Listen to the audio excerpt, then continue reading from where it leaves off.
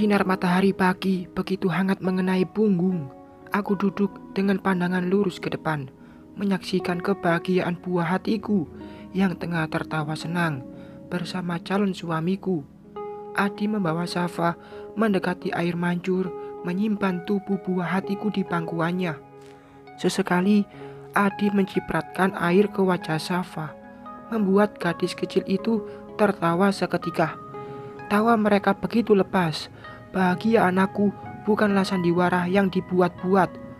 Orang lain yang melihat tidak akan ada yang tahu jika sebenarnya dua orang itu bukanlah anak dan ayah kandung. Harusnya aku yang bersama Safa, celetuk pria yang duduk di sampingku. Aku meliriknya sekilas, lalu menyunggingkan senyum kecut. Ternyata dia kepanasan, merasa cemburu melihat kedekatan Adi dengan Safa. Tidak cocok, Mas. Harusnya kamu bermain bola dengan anak laki-laki. Bukankah itu impianmu? Kataku, mengingatkan ucapan yang pernah dia lontarkan sewaktu dulu. Iya, dulu saat usia Safa masih hitungan bulan, aku pernah mendengar Mas Haikal yang tengah mengobrol manja dengan Amira. Mereka membicarakan tentang seorang anak laki-laki untuk menyindirku yang waktu itu sedang memomong bayi perempuan. Dengan begitu yakin, Mas Haikal mengatakan jika dirinya akan bermain bola dengan seorang putra yang akan lahir dari perut Amira. Aku hanya bisa mengelus dada mendengar obrolan mereka yang sangat menjatuhkan mentalku sebagai seorang ibu yang baru saja memiliki buah hati. Tidak ada dukungan, tidak ada kasih sayang, yang ada hanya hinaan karena aku melahirkan anak perempuan. Jangan ingatkan aku, Lin. Aku tidak punya impian lain sekarang selain menjadi ayah yang seutuhnya untuk putriku. Safa anakku, tidak seharusnya laki-laki itu mengambil alih tugasku. Aku mengernyitkan kening melihat Mas Haikal yang tengah fokus memperhatikan Safa dan Adi. Adi tidak mengambil alih. Dia berperan selayaknya calon ayah yang ingin dekat dengan putri dari pasangannya. Ujarku ketus. Apa, Lin? Dia calonmu? Mas Haikal mengalihkan pandangan ke arahku. Raut wajahnya sangat kaget setelah tahu jika Adi adalah calon suamiku. Iya, kemarin baru saja kami mengadakan acara lamaran. Secepatnya aku dan Adi akan menikah. Kamu gak salah pilih, Lin. Maksudmu? Kini aku bertanya. Kamu lihat dia, Alina. Dia cacat. Tidak pantas dia menjadi ayah sambung putriku. Jangankan untuk melindungi Safa, untuk berdiri pun dia tidak mampu. Dan kamu tidak memikirkan itu. Masih bagusan aku kemana-mana, Lin, daripada dia yang lumpuh itu. Cukup. Aku berdiri dengan tatapan tajam pada Mas Haikal. Ubun-ubunku dibuat mendidih dengan sikap dan tuturnya yang tidak memiliki etika. Sungguh, aku tidak ridho. Hatiku sakit mendengar mantan suamiku menghina calonku. Jangan terus menghina Adi. Dia memang cacat, dia lumpuh, tapi dia jauh lebih baik darimu, Mas. Fisiknya memang tidak sempurna, tapi hatinya sangat mulia. Asal kamu tahu, Haikal Darmana, Adi bahkan tidak jijik untuk makan satu sendok dengan Safa. Putrimu yang tidak kau harapkan kehadirannya, anak yang selalu kau singkirkan ketika akan makan, malah disayang sebegitu tulusnya oleh pria yang kamu hina. Ujarku panjang lebar dengan dada naik turun. Adi menoleh melihat ke arahku yang berdiri di samping Mas Haikal. Sedangkan pria itu enggan menatap wajahku. Ia menunduk memainkan kunci mobil yang sedari tadi dia genggam. Naimah yang memilih menepi kini datang menghampiri. Ia berdiri, tidak berani untuk bertanya. Sudah aku bilang, jangan ingatkan aku pada masa itu. Kamu harus mengingatnya sergaku cepat.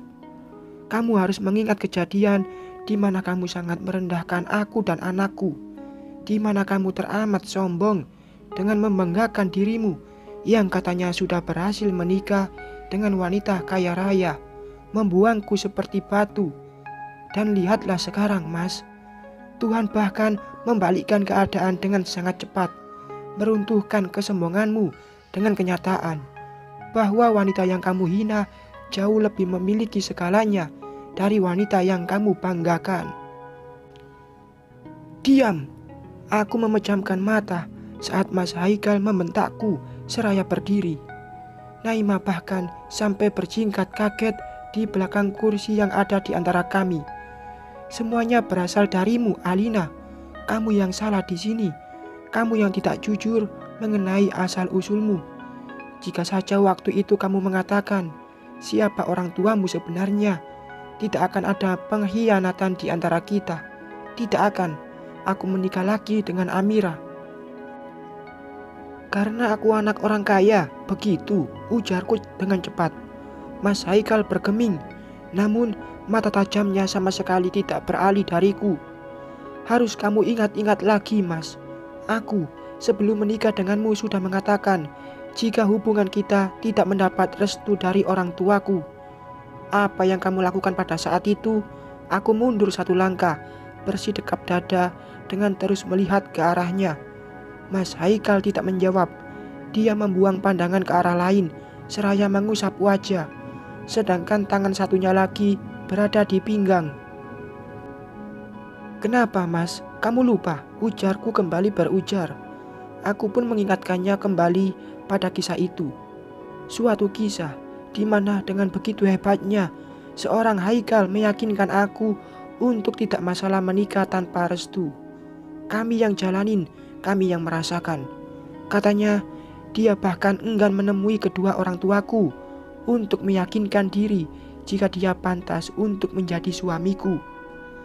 Mas Haikal memilih abai, dan dengan bodohnya aku masih mau dengan pria yang dengan sadar menjauhkanku dari keluarga. Nasi sudah menjadi bubur, semuanya sudah tidak dapat diulang kembali. Namun aku harus mengatakan ini, karena Mas Haikal yang menyalahkan aku dengan tidak membuka identitas sebenarnya. Jika dia laki-laki sejati, pasti dia akan berani menghadapi keluargaku saat itu, bukan? Setidaknya dia mencari tahu siapa ayah dan ibu dari wanita yang akan dia nikahi. Dulu aku sama dia memang cocok, sama-sama bodoh, tapi tidak untuk sekarang.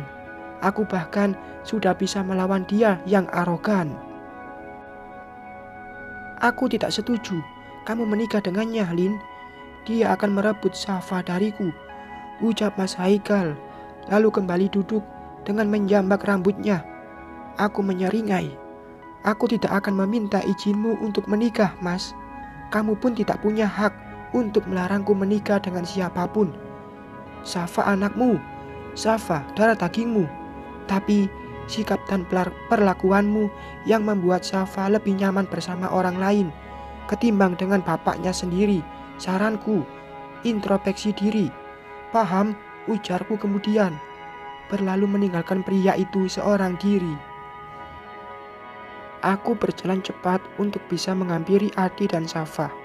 Setelah sampai di dekat air mancur, aku langsung mendorong kursi roda Adi menjauh dari tempat di mana ada masa lalu di sana. Amarah masih membara, air mata mulai menggenang menutupi pandangan. Sakit hati bercampur kesal membuat emosiku meledak dan hampir berteriak. Pertanyaan Adi aku abaikan dan memilih terus mendorong kursi roda dengan langkah cepat.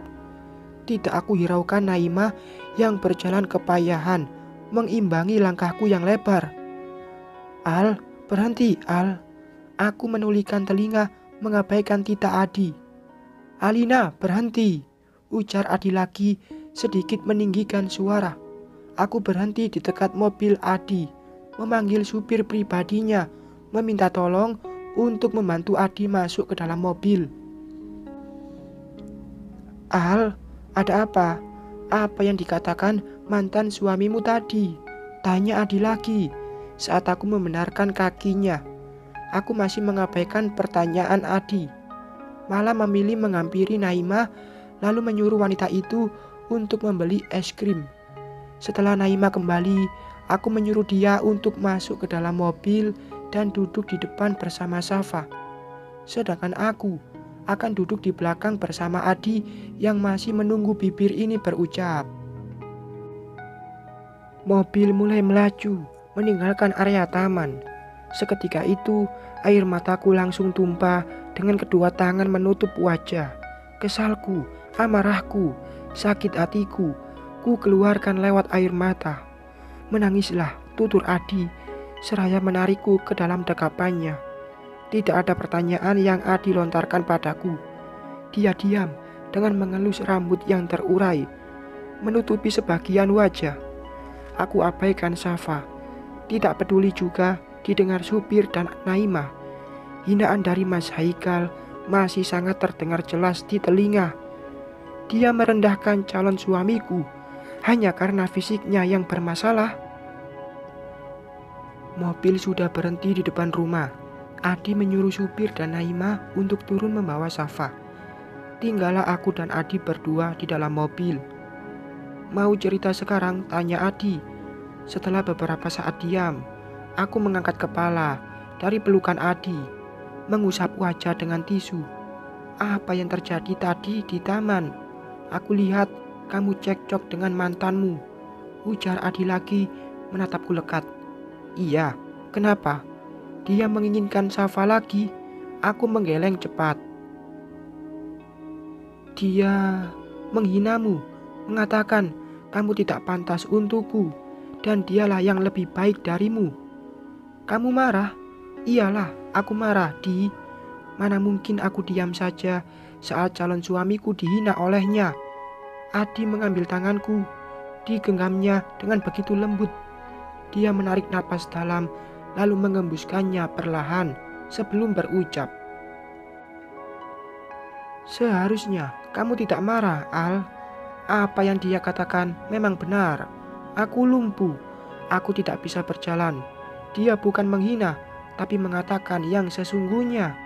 Jika kamu mau menikah denganku, harusnya kamu sudah siap dengan ucapan-ucapan orang yang pasti menyakitkan di hati. Tutur Adi membuatku menyandarkan punggung ke belakang. Iya, memang itu kenyataan. Tapi rasanya tidak terima saja Mas Haikal berucap demikian. Apalagi harus membandingkan Adi dengannya. Itu sangat jauh. Sudah, jangan sedih lagi. Lain kali jangan emosi. Lebih baik menghindari daripada harus meladeni. Oke? Gak janji. Dasar keras kepala, ujar Adi mengacak rambutku. Aku mengambil tangan Adi, menyingkirkannya dari kepalaku. Bukannya diam, Adi malah membuatku semakin kesal dengan terus berusaha menjangkau pucuk kepalaku. Diam. Aku mau nanya serius, ujarku, mengacungkan tangan ke arahnya. Nanya apa? Siapa wanita muda yang ada di rumahmu? Yang mana? Adi malah balik bertanya, membuatku kesal dibuatnya. Aku pun menjelaskan orang yang aku maksud. Adi manggut-manggut, seolah-olah tahu kemana arah bicara. Dia anaknya Dokter Burhan, dokter yang membantuku terapi. Aku ditangani bapaknya, tapi kebetulan malam itu dia ikut ke rumah, ujar Adi menjelaskan. Aku hanya menjawab dengan membulatkan mulut saja. Sekarang giliran aku yang bicara. Aku mau minta sesuatu dari kamu. Apa? Kataku. Jika nanti kita sudah menikah, jangan panggil aku Adi lagi. Ya, minimal cinta, sayang, atau Mas Adi deh, biar terdengar adem di telinga. Mas Adi, ujarku, mengulang kata yang Adi ucapkan. Rasanya sangat aneh saat mengucapkan kata itu. Merasa tidak pantas karena belum terbiasa. Iya, Mas Adi, yang lembut, halus, dan mesra, ujar Adi, malah semakin membuatku ingin tertawa. Mas Adi, Mas Adi, ujarku seraya mengedipkan kedua mata, dengan kepalaku miringkan menatap wajahnya. Dahlah Al, mending keluar sana, Adi membuka pintu mobil menyuruhku pergi. Lah, kok diusir? Panas Al, gerah. Bajuku tiba-tiba menyempit. Keluar buruan, ujarnya lagi. Membuatku seketika langsung tertawa sangat lepas. Bersambung.